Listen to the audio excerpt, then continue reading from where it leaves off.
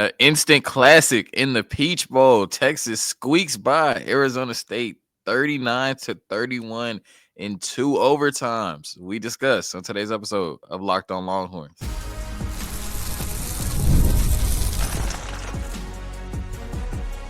You are Locked On Longhorns, your daily podcast on the Texas Longhorns. Part of the Locked On Podcast Network, your team every day. Locked On Longhorns, the show. Jonathan Davis, your host.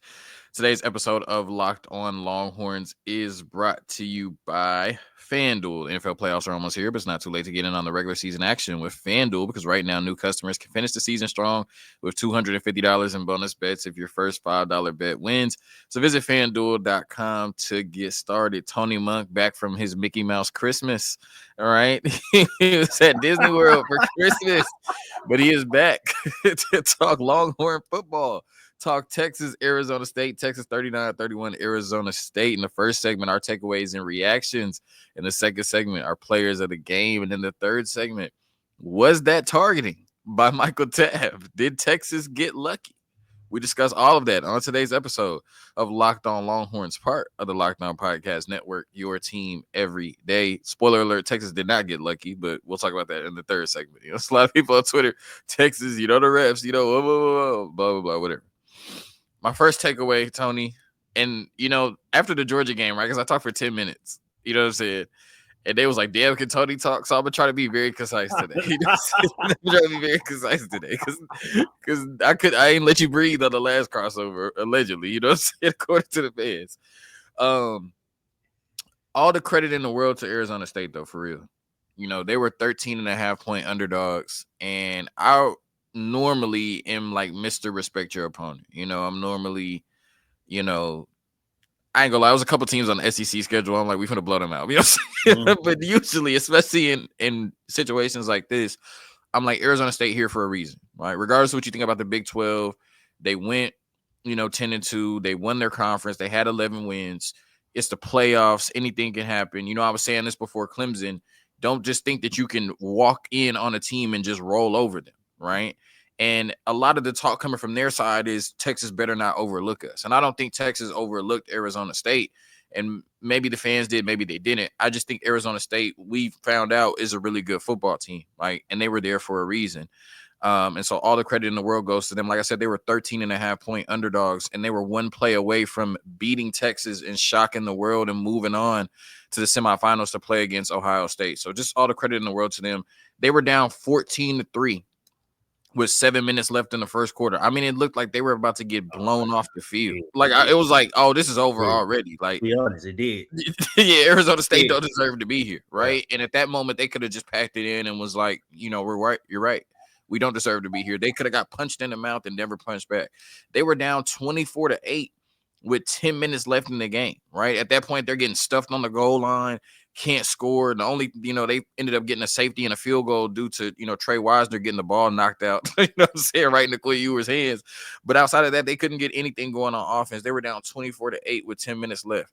And then Skattebo happened. I mean, he had started happening in the third quarter, but my goodness, bro.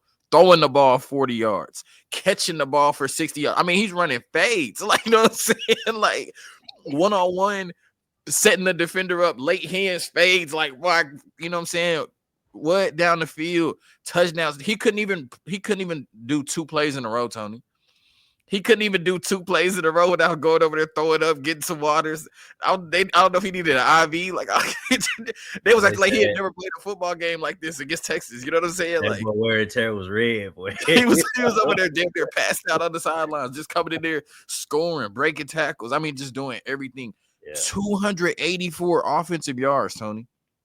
Like, it's rare that I've seen, especially Texas this year, like, play somebody and I'm like, oh, yeah, he looked like the best player on the field. But I'm like looking at Skattebo, I'm like, oh, yeah, he the best player on the field. Like, Texas might win, but he the best player on the field. Like, so just to go from that, once again, down 14-3 with 7 minutes left in the first quarter, to be down 24-8 with 10 minutes left, and to have a 31-24-point lead and Texas in a 4th and 13 situation to win the game, without their best receiver, with Skattebo at, he wasn't at 100%, whatever percent he was. Like, that was a hell of a performance by Arizona State. But they lost. Right? And a big reason for that is because Quinn Ewers, you could talk about Arizona State having their moment, but Quinn Ewers had his moment. Quinn Ewers arrived, right? Quinn Ewers showed, yes, like this is a really good Texas football team around me, but I can make some things shake myself. You know what I mean? We've talked about Quinn Ewers and how he has to win a certain way. And we've never seen him lift everybody up around him, right? He's always the product of the defense playing great and the running game playing great. And we had questions that could Quinn Ewers lead this team to a championship? Would Quinn Ewers end up being the weak link or the Achilles heel of this football team, right? But in this moment, in this game, now you can say that it was 24-8 and Quinn Ewers put them in a position to come back with that interception, right?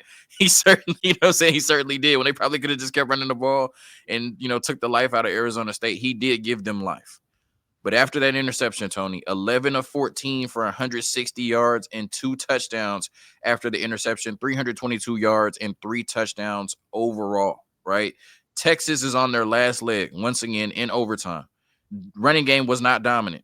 Right, they ran for less than 100 yards. The defense had allowed 3 touchdowns in fourth quarter and overtime. Okay, so your running game and your defense, which got you to this point, are vulnerable.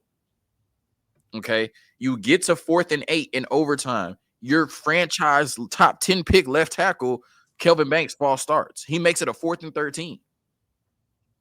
Arizona State clearly is coming with an all-out blitz. I mean, like that was the most telegraphed blitz I've ever seen. Maybe if you coming all out, you don't care that you finna telegraph it, whatever. But it was like, I mean, they ain't trying to disguise it. They was like, we're bringing everybody. You know what I'm saying? Like, and Quinn Ewers was able to make the check into max protection, was able to sit back there. They did a good job of picking up the blitz. Threw a dime down the field to Matthew Golden to get the touchdown. And then they got the field goal or the extra point by Bert Auburn. And then he comes back on the very next offensive play and throws a touchdown to Gunnar Helm, throws a nice 2-point conversion to Matthew Golden. And then obviously that put the game away. Andrew Makuba was able to get the interception. So we asked the question, could Quinn Ewers lead this team to a championship? And you got a hell of a roadblock, next week against Ohio State because they look dominant, right? But for the first time in a long time, and maybe for the first time ever at the University of Texas outside of the Alabama game, we saw Quinn Ewers lift this team up around him. The defense wasn't great at the end. The running game was not great the entire game. And Quinn Ewers put Texas on his back and said, we are not going home today.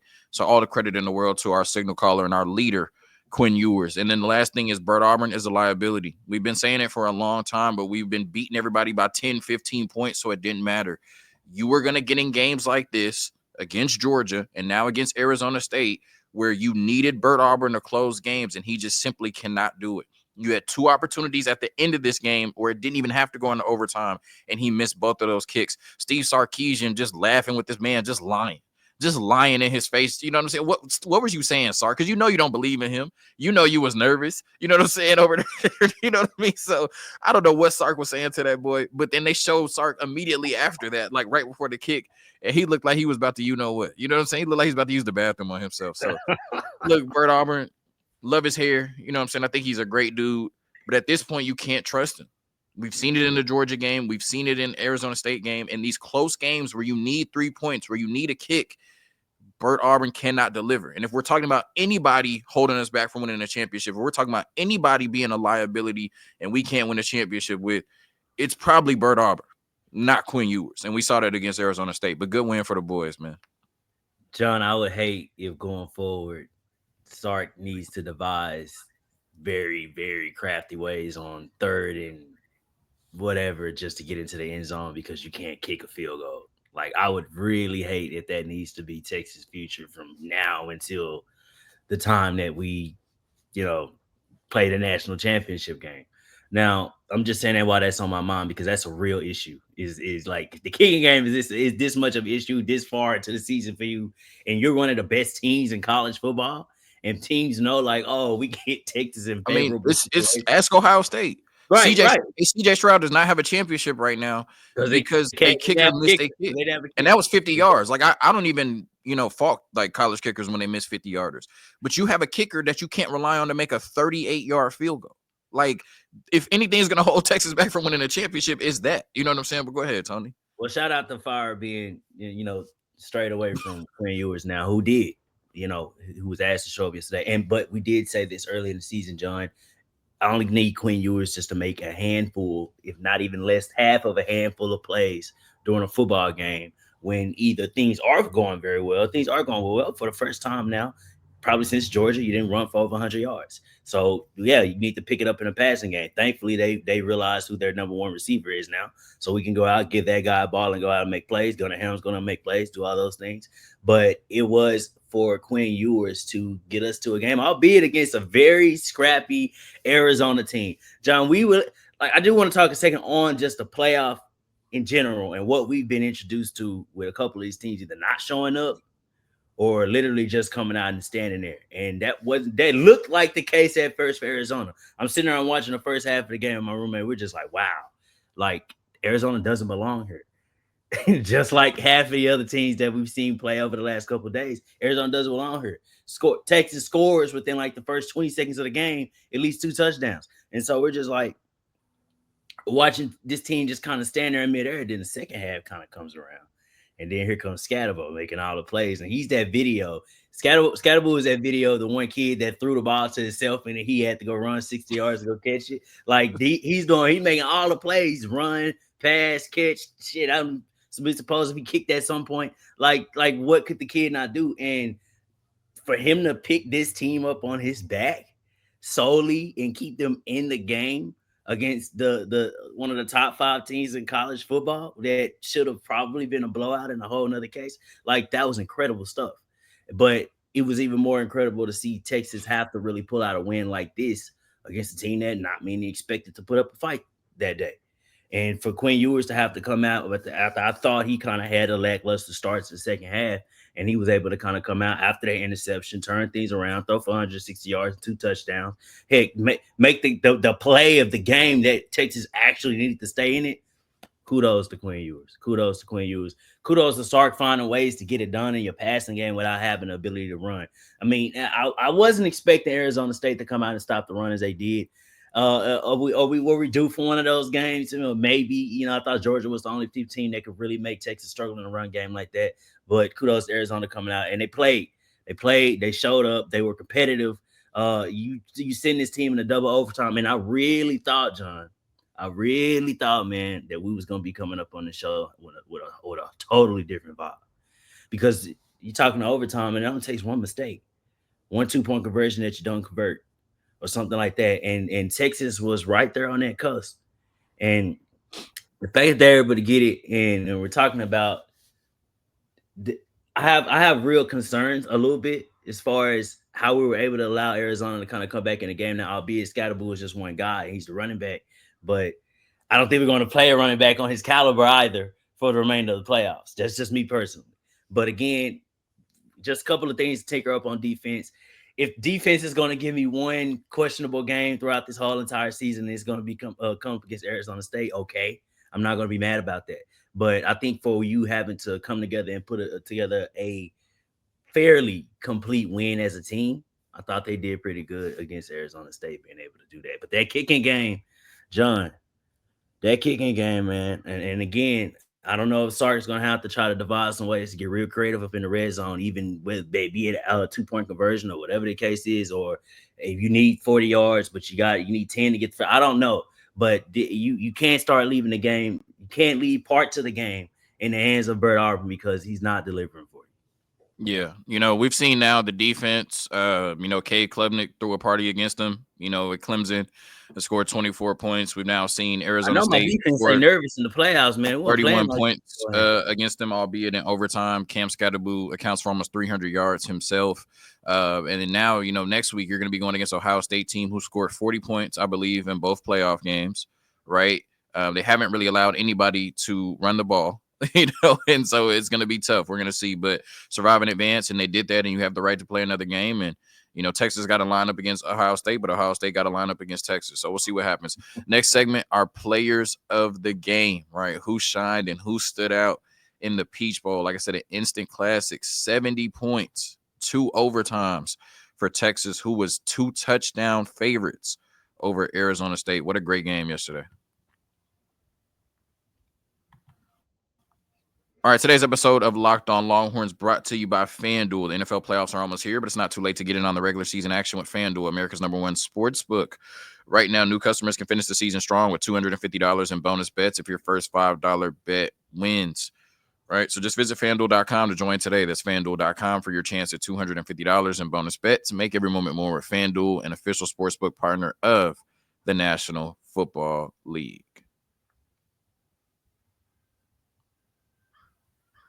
All right, Tony, go ahead. Give me your players of the game, right? Who stood out to you in the Peach Bowl, right? In this matchup between Texas and Arizona State. I guess it's only right if we finally give Quinn Ewers some love, right? Because If you finally give Quinn Ewers some love, I got. I've been told y'all we could win a championship with my quarterback.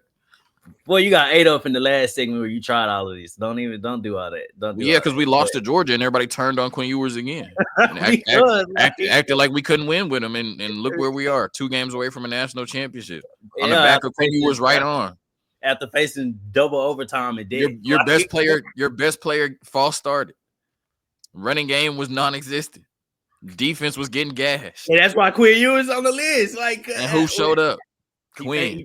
I've been told all year we can't win a championship with Quinn Ewers.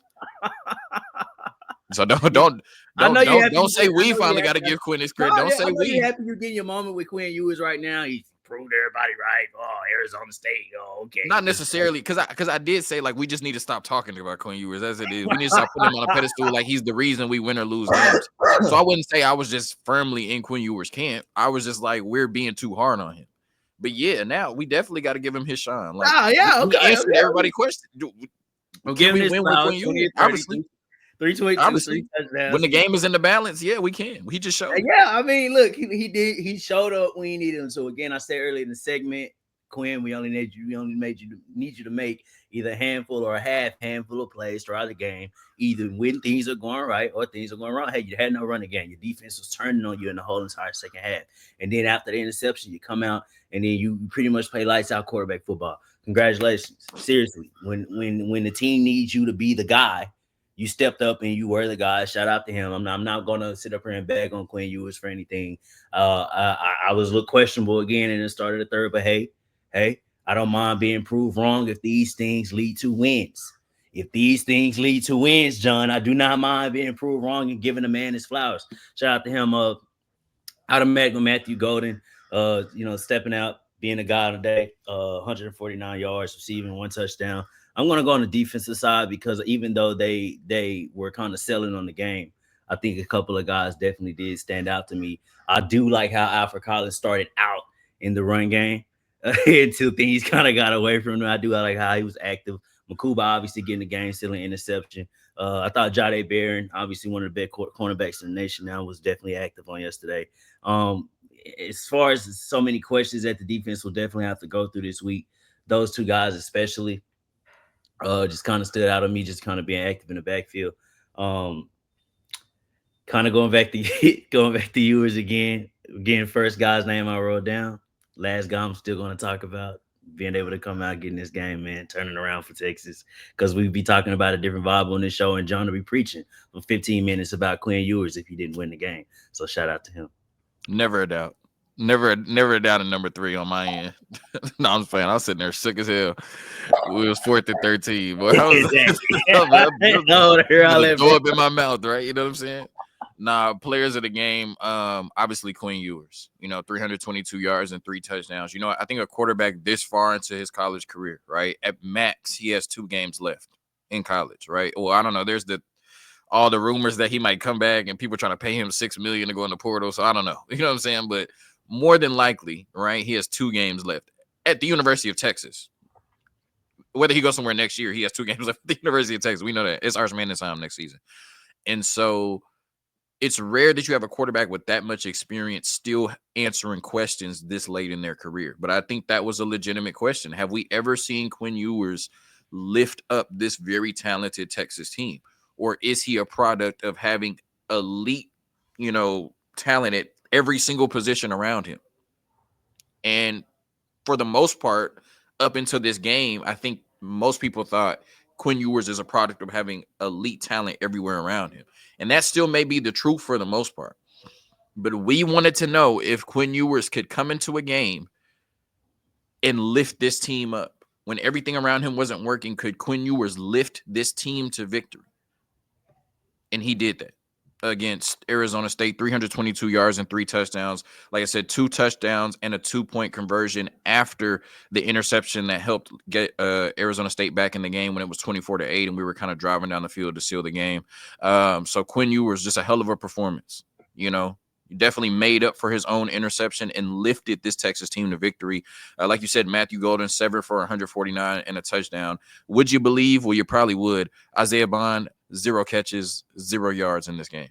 I mean, we're not even paying for Nelson Aguilar production anymore. Like this, I mean, this is like John, it's just not if you allow me a segment during the offseason, and guess who Quinn Ewers was targeting when he threw that interception? Because you know how they be having that stat of like these are his numbers when he targets such and such. When he targets certain player, yeah. Like 0 catches, 0 yards, and an interception targeting I'm Isaiah wildly Bond. disappointed in the whole Isaiah Bond show, man, this year. Lamborghini. That's what a Lamborghini costs. But I'm not like we won. I'm not going to bag on Isaiah Bond. But that was supposed to be your number 1 wide receiver. 0 catches, 0 yards. Like Tony said, Matthew Golden stepped up. Matthew Golden was for all season the number 2. He was just a really nice number 2 to have. Now he's the guy. 60 plus, 180 plus yards against Georgia. Now 7 for 149 and a touchdown, and then the crucial 2-point conversion. So even if Arizona State would have scored a touchdown on that drive, they threw an interception, they would have had to find a way to score a 2-point conversion as well to keep the game going. Gunnar Helm, you talk about him all the time. You know what I'm saying? Just clocking into work, bringing his lunch pail, and he's just reliable, right? 3 for 56 and a touchdown. Obviously, he had the big touchdown for us to go up 39-31, but he also had a big play. I can't remember if it was 3rd or 4th down. I think it was 3rd down, but he had a big conversion on the 3rd or 4th down where Quinn went to him. Third down, yeah. Quinn went to him as well. So 2 really big catches for Gunnar Helm. And that was his first catch of the game, but it wasn't until like the 3rd or 4th quarter, right? Yeah. So really big game for Gunnar Helm and Matthew Golden. Like you said, at the beginning of the season, it was, oh, we got this guy, we got this guy, we got this guy, we got this guy. But in the moments like this, when the game is in the balance, when you need to win these big games, I need to know who I can go to. And Matthew Golden and Gunnar Helm have continued to prove themselves reliable targets for Quinn Ewers and been able to make plays in the biggest moments. On the defensive side, Andrew Makuba. We would have to go back and look at everybody that entered the transfer portal and who signed where and who committed where and all of that. But you're going to be hard-pressed to tell me that there's been a better defensive signing out of the portal than Andrew Makuba to Texas. If there has been, he has to be in the argument for the best, right? With Texas still playing, being one of the last, 5 teams left, because Georgia and Notre Dame haven't played at the time of this recording. So with Texas to be one of the last 5 teams left, Andrew Makuba, 5 interceptions on the year, I think now, maybe even more, sealing the game against Sam Levitt, who said he was going to prove better than Quinn Ewers. While Quinn Ewers was throwing 2 interceptions, he threw the pick to lose the game. Sam Levitt. Did you prove it, Sam? No. Okay. Right. Andrew Makuba, one of the best gets out of the portal. And then Colin Simmons. Like, we're at the point now, and I think it's fitting that Texas is playing Ohio State, because we're at the point now where, like, Jeremiah Smith and Colin Simmons don't even look like true freshmen. No. Like, you know what I'm saying? Like, yeah, they're still true freshmen. They don't even look like true freshmen. Like, you could make the argument Colin Simmons is the best player on this defense, and you can make the argument Jeremiah Smith is the best player on Ohio State. Like, and they're true freshmen. But we're past that point now. It's like, you know what I mean? They look like grown men. Colin Simmons and Jeremiah Smith are out here playing like grown men. Colin Simmons played like a grown man and plays like a grown man every week. Like, I was talking to the Arizona State dude, and he was like, if Colin Simmons came out this year, he would be a first-round pick. You know what I mean? Like, it's just crazy, you know what I mean, to see the way that he's performing. So he was one of my players of the game as well. But, obviously to win a game like that, to bounce back like that, to show resolve like that, being down 7 points on a 4th and 13 to save your season, and you end up scoring back-to-back touchdowns on back-to-back offensive plays, and then an interception to put Arizona State away. Just a spectacular, resilient performance from the Longhorns. And like I said, we got to see Ohio State, but Ohio State got to see us too. But the conversation that has Twitter in a chokehold, right? We love talking about them refs. Was it targeting by Michael Taft? Did the refs do Texas a favor? Did the Longhorns get lucky? against Arizona State. We discuss our thoughts on that. What's the word I'm looking for? Controversial non-call at the end of the game. Maybe Arizona State should have threw some water bottles on the field, right? Have y'all been paying attention?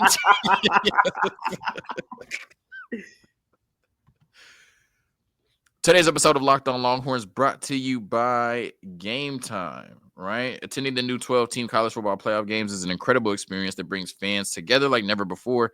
I remember the excitement of past playoff games and can't wait to make new memories with the updated format and extra teams involved. Gametime has a new feature called Gametime Picks that makes getting tickets for events even easier. It filters out the fluff to show you only incredible deals on great seats, so you don't have to waste time searching through thousands of tickets. Take the guesswork out of buying tickets with Gametime. Download the Gametime app, create an account, and use code LOCKEDONCollege for $20 off your first purchase. Terms apply. Again, create an account and redeem code LOCKEDONCollege for $20 off. Download Gametime today. Last minute tickets, lowest prices guaranteed. All right, Tony. So in the midst of Bert Auburn just completely losing his damn mind, right, and missing 2 field goals, there was a drive in between. And Arizona State was moving the ball, right? And they had a 3rd and 15, I believe. And a pass was completed to the Arizona State 48-yard line with 1 minute and 8 seconds left. So it would have still been 4th and 5. Michael Taft goes screaming across the field and hits this boy square in the head. And they start reviewing it for targeting. They conclude, the refs, that there was no targeting on the play. So Arizona State has a 4th and 5, and they end up punting the ball. If targeting was called, it would have been Arizona State ball at the Texas 37 with 1 minute and 8 left. If they weren't to get any other yards after that, you're looking at about a 54 to 55-yard field goal. Now, I do want to say, for the non-ball knowers, right, the people that didn't watch Arizona State all year, they probably had the worst kicking game in college football. So, I mean, I'm not trusting really any kicker to make a 54, 55-yarder in college, but definitely not Arizona State kickers, right? So they would have had to get some more yards. Like we know that. But the way that the fourth quarter was going, they maybe would have got the yards. I don't know. We'll never know because the targeting was not called. Here's my take on it. And I'm going to be really quickly, and I'm going to pass it to you, Tony. I've never lied to y'all. I always come on here and tell the truth and keep it 100. I was sitting down on my couch, and I was like, oh, yeah, that's targeting. Like, they finna get another 15. I'm like, oh, yeah, that's targeting. Michael Taft came across the field. We'll never know the intention because you know what I'm saying? Like only Michael Taft and God know what his intention was.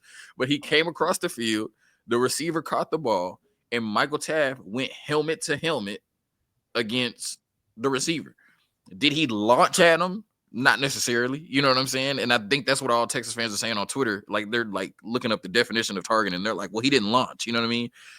Tony, we have been watching college football for a long time. We have seen a million hits like that be called targeting. Yeah. We have seen hits less than that, right? Like hits that weren't even to that severity be called targeting. As a fan, I was watching that game and I was like, oh, that's targeting, right? Now, Arizona State still after that had a chance to win the game. They were up 31-24 with a 4th and 13. And we can't just assume that they were going to get more yards or make a 54 to 55-yard field goal. But with that being said, it was a missed call. Michael Taft did target the receiver, right, based on everything I've ever seen in college football. And I'm not going to say that Texas got lucky. I'm not going to say that Texas won the game because of that. Texas won the game because they made plays after that, more plays than Arizona State. But if we're asking the refs to be correct, then I think they made the incorrect call on that one. John, I'm a believer in like bang, bang plays, like just bang, catch, turn, bang. It just happens, right? Like I'm a big believer in that. And I'm not saying that as an excuse to why Texas should get away on a targeting penalty. But when I saw the play, I said it did look like targeting. let's be real, it did. But bang, bang. You know what I'm saying? Like safety's coming down. Receiver just catch, turn, like the quarterback just happened to throw it in the vicinity where the safety is streaking down. Like it's so many different reasons. Penalties happen on every single play. Every single play. Now, we're not going to even go into the 2 penalties that did go against Texas. That was very unlucky. That I would say that the football guys did us a favor and maybe let you get away with one, right? That's just a balance of power that is calling a high stakes football game, especially in the college football playoffs. Now, Texas fans, yeah, we got away with one. Yes, we got extremely lucky. Yes, if that had been an actual first down like it should have been, we're talking about a whole entirely different football game. For the third time of me saying this, we were this close to watching John preach for 20 minutes about why we didn't win the game. So thanks for the refs not calling a penalty on Michael Tapp. We avoid all that, even though we still ended up in the overtime and everything after that. But yeah, it was a penalty, and we just got very lucky. But I get it. Just as you don't call it, and then you say, "Well, it wasn't that," and then you can go my bang play excuse, and then say, "Hey, it just happens," and safety's just coming, and he turns because like I'm looking at it again in slow motion, John. Right at the time of the impact happens, it's catch, turn. Michael Taft is right there, crowning the helmet, like. I'm not going to, based on how Michael Taft is coming in, not going to say it's purposeful, right? Nope. I definitely don't think he was like, I'm going to take his head off. I just think it was targeting, like. Right. But it was because that's where it ended. And it's like, damn. But again, not us not knowing Michael Taft's intentions, because only he knows that, and only God knows that. I just know a little bit about body language when it comes to hitting. John, I played a little defense in my lifetime. That's all I'm saying. I know a little bit about some body language. I'm not going to say it was intentional. I could see, or maybe if he had an extra yard or something, he tries to lean up and just makes the tackle, and he did make a form tackle at the same time of hitting the receiver in the helmet. So maybe in some cases on that, the ref allows you to kind of get away with a little something there. Now, obviously, you never want the helmet caused, because a lot of times it should be caused, because we know what they kind of does players, concussions, CTI, all the stuff that's going around right now. But yeah, and it was something that honestly should have gotten called, John. It was something that Texas did get away with on that play. Now we're thankful of it, right? Because we're on the winning side of things today, and we can talk about it, laugh about it, and say, ha, we got away with it. But at the same time, it was a call that should have went the opposite way. And yeah, maybe they should have thrown the water bottles and stuff to get that reversed. Because, I think honestly, that's one of those situations where the ref is thinking, if I call targeting, Arizona State wins this game. I mean, they already had 2 penalties that went their way early in the game. I think the ref balance now, then fine, and go ahead and give it to us. I think the ref is thinking, if I call targeting, Arizona State wins this game. And I think he was like, I would rather not call it and let it be decided on the field. Even though, I mean, that's not what we ask our refs to do, right? We ask our refs to make the calls. We ask them to let them play. Right. And if that was Matthew Golden getting hit like that, Texas fans would never shut up about how it was targeting, right? So that's why I just try to keep it 100 on here. But like, I think he thought in his head, if I make this call, it's going to be the reason Arizona State wins, and that's why he didn't call it. And there's a bunch of Arizona State fans, players, and coaches that'll forever feel like they were did wrong based on that not being called. And Texas moves on to play against Ohio State, so that doesn't decide the sorry, not sorry. You know what I'm saying? Hook 'em. Shout out the refs. Hook 'em. You know what I'm saying?